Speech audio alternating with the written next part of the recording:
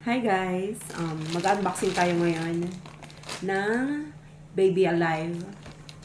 Tatlo to actually, pero isa pa lang yung dumating. So, buksan natin.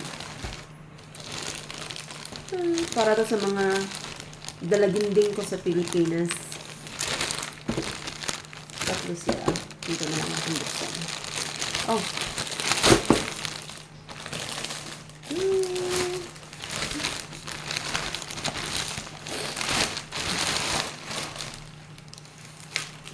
Wala nang box.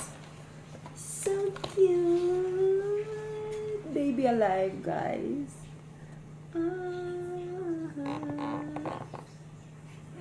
It's cute.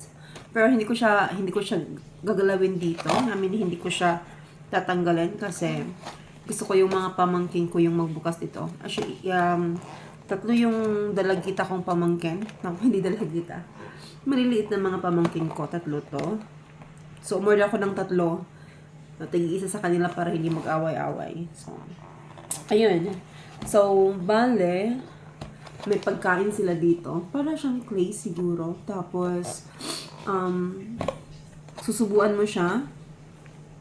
And then, mapapainan mo din siya. Tapos, nagpupupo siya. So, yung pagpupo, dito, nabubuksan to dito. Tapos, nilinisin mo yung pupo niya. So, bali papakain nila, mag-enjoy sila papakain. So, may spoon, may fork siya dito. Ito yung pagkain niya. Tsaka ito yung lalagyan siguro.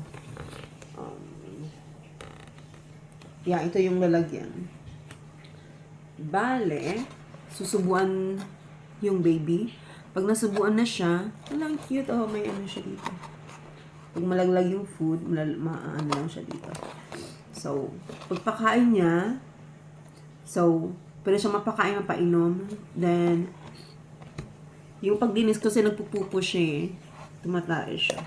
Ito, nabubuksan to dito. Yan dito. Maganda siya, cute. Akala ko maliit. Maliit siya, pero hindi ganun kaliit. Maganda siya. Siguro mga 8 inches, ganun. Cute. I don't know kung sino yung mga kano nito. Unang makakakuha. Kasi iba-ibang kulay yung in-order ko. May eto, yung puti, may itim, may brown. Okay. Sana mag-enjoy sila. Bye!